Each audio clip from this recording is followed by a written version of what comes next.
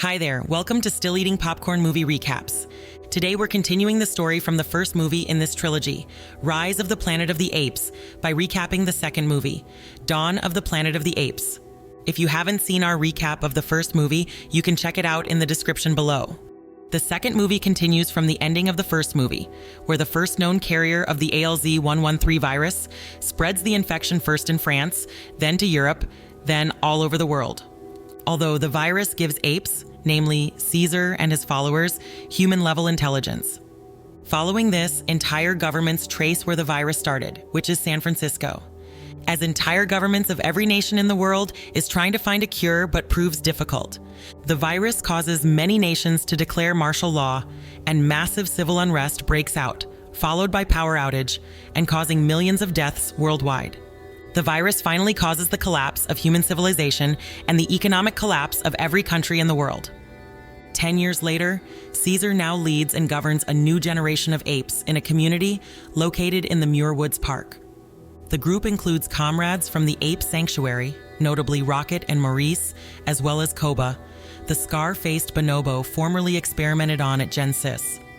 Caesar leads the apes on a hunting party for deer, where his adolescent son, Blue Eyes, is scarred by an attacking grizzly bear, but is saved by Caesar and Koba. Afterwards, Caesar is summoned to his home in the apes' newly built village, where his sick wife has given birth to a newborn son. Blue Eyes and Ash, son of Rocket, encounter a small party of armed survivors in the forest, led by a man named Malcolm. In a panic, Carver, holding deep distrust for the apes, shoots and wounds Ash. Caesar and the other apes appear ordering the humans to leave the woods, but sends Koba and two other apes to allow them. It is revealed a group of humans genetically immune to the virus have established a guarded safe haven inside a semi-built tower in the heart of post-apocalyptic San Francisco. The Ape Council then debates over to wage war against the humans since they attacked one of their own. However, Caesar is against this, stating the apes have created so much and can't afford to lose themselves in war. He is soon told by Koba that he will do anything Caesar ordered due to him liberating him from human torture, but states the apes most show strength, to which Caesar agrees. The next day, Caesar preemptively leads the ape army to a face-to-face confrontation with the humans at the tower, where he speaks to the surprise of the people there. Caesar then orders the humans to stay in their own territory while the apes stay in their own. He personally orders Malcolm, the Safe Haven's co-founder, to never enter ape territory again, and after returning Malcolm's son Satchel, the apes leave. Malcolm convinces the human camp's leader Dreyfus to give him 3 days to reconcile with the apes to gain access to a hydroelectric dam in their territory, which could provide long-term power to the city. Dreyfus reluctantly agrees, but is distrustful of the apes and armed survivors using an abandoned armory in preparation for war if Malcolm doesn't return. Malcolm and his group then head to ape territory. He tells them he's going in alone and says if he's not back in an hour, they must leave. Malcolm then heads into the ape village where he is spotted by a gorilla named Luca, who alerts the other gorillas and captures Malcolm. The apes bring the human to Caesar, where he gives his reason for disobeying the rules Caesar gave. Koba encourages him to kill Malcolm on the spot, but Malcolm begs him not to and says if he is a threat to them, they have permission to kill him where he stand. Seeing possible peace between the races, Caesar allows Malcolm to work on the dam's generator, provided that humans give up their guns and work unarmed. Time and time again, Caesar is unable to successfully teach Blue Eyes about the human's capacity for good he witnessed while growing up. As Malcolm, his wife Ellie, and son Alexander work, they bond with the apes. Trust temporarily comes to a standstill as Carver threatens both of Caesar's sons with a concealed weapon. But later, Ellie helps treat Caesar's sick wife with antibiotics. Koba secretly discovers the armory and confronts Caesar's allegiance, mocking him over his love for humans. Caesar heavily beats Koba for his insolence, but forgives him, citing his law that ape not kill ape. Despite being forgiven, a furious Koba secretly plans to overthrow Caesar. Koba steals an assault rifle from the armory after murdering 2 human guards. Later that night, power is eventually restored to the city.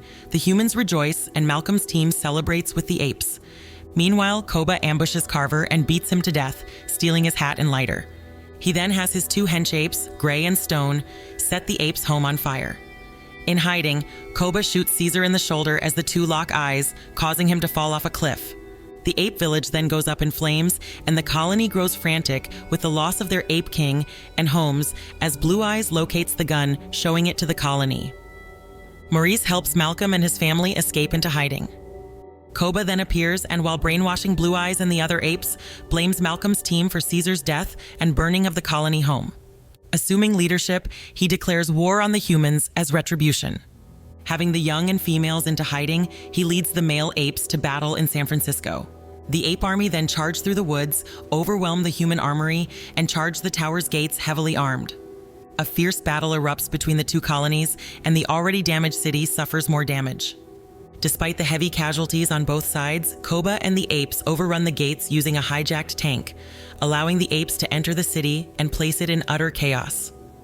In the process, many humans are killed or captured as Dreyfus flees underground. The next morning, the apes pursue a group of fleeing humans into a building, hunting down as many defenseless humans as they can. When Ash refuses to follow Koba's orders to kill an unarmed man, citing Caesar's teachings, Koba kills Ash right before Blue Eyes and the other apes. The power-mad bonobo states, "Caesar gone, apes follow Koba now."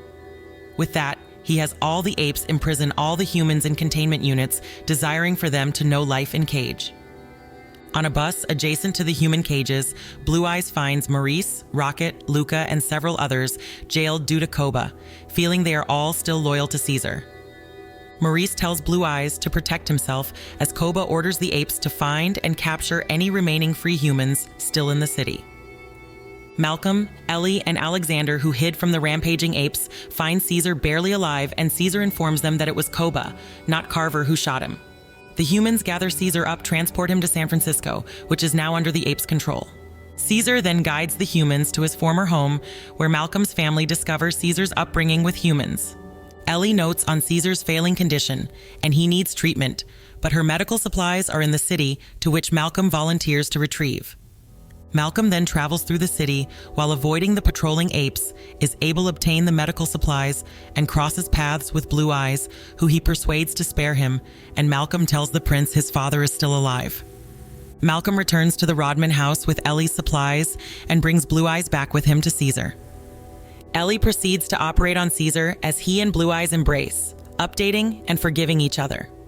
Caesar then rests as his son finds a picture of Caesar and Will Rodman together before his father awakens. Caesar then laments on his misguided views of thinking apes were better than humans, having now seen what they're capable of and realizing the two races are not so different after all. Blue Eyes aids his father by freeing the humans and the apes loyal to Caesar, while arresting Caesar becomes nostalgic, examining mementos from his childhood. The freed apes join Caesar and Malcolm guides through the city subway, but they are forced to separate when Malcolm reunites with Dreyfus and his remaining men. Malcolm is then told by Dreyfus that he and his men are planning to ignite a series of C4 explosives underneath the tower. Malcolm, however, holds Dreyfus and the others at gunpoint, wanting to buy Caesar time to end the chaos. As this happens, Caesar and his followers confront Koba at the summit of the tower. After a brief exchange of words, a battle for power begins between the two apes and soon goes across the tower, with the other apes watching intently. Back underground, Dreyfus informs Malcolm that his men have already made radio contact with another band of survivors on their way to fight the apes in San Francisco. Dreyfus then steals the C4 trigger, stating, "I'm saving the human race," before pressing the button, igniting the explosives. The explosion simultaneously kills Dreyfus and his men, while Malcolm narrowly manages to hide for cover. The explosion destroys a majority of the underground area, as well collapsing part of the tower, injuring and killing several apes. As Caesar, Blue Eyes, and the other apes assist the injured, Koba picks up a gun and opens fire on the apes, wounding Maurice. Enraged, Caesar jumps at Koba and tackles him, sending them both tumbling. Caesar falls to safety while Koba left dangling on a ledge, clinging for dear life. Koba begs Caesar to save him, citing the ape not kill ape law. Caesar grabs Koba's hand, but looking upon the chaos Koba has caused, he firmly declares Koba is not an ape before letting go of his hand, sending the treacherous, screaming bonobo falling to his death in the pit. The remaining apes then cheer on Caesar, while the latter expresses remorse for his former friend. The apes then reunite with the females and young, but Caesar notices Gray and other apes holding Malcolm at gunpoint. He orders them to leave him, and Malcolm informs Caesar of the impending arrival of human reinforcements. He implores Caesar to leave the city, or else there would be an all-out war. However, Caesar refuses, stating, "War has already begun. Ape started war, and human will not forgive." Caesar instead tells Malcolm to take his family and leave for safety before the fighting begins, while apologizing to his new friend. The two mourn their lost chance for peace before embracing and parting ways, wishing the other luck. As Malcolm slips away into the shadows, Caesar embraces his family, and the remaining apes proceed to bow down to him, ready for Caesar to lead them into war. Caesar then looks into the horizon, awaiting the conflict started by Koba to begin. After the credits, sounds of heavy breathing and unidentified rubble sounds are heard. We hope you enjoyed this movie recap.